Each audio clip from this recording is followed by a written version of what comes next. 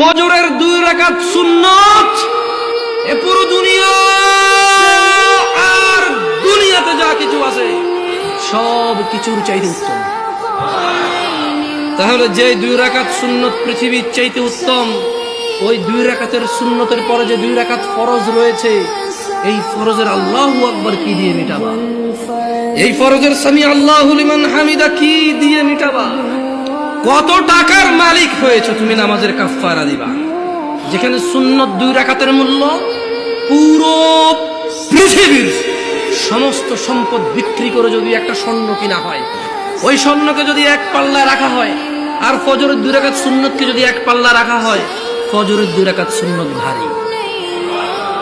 ওই সুন্নত এত ভারী হলে ওই ফজরের নামাজের ফরজ যেটা তুমি ঘুমের মধ্যে কাটিয়ে দাও, ওই 2 রাকাত ফরজের আল্লাহু আকবার, সামি আল্লাহু লিমান হামিদা, আত-তাহিয়াতু সুবহান রাব্বিয়াল আযীম, সুবহান রাব্বিয়াল আলা কি দিয়ে কিনবা তুমি?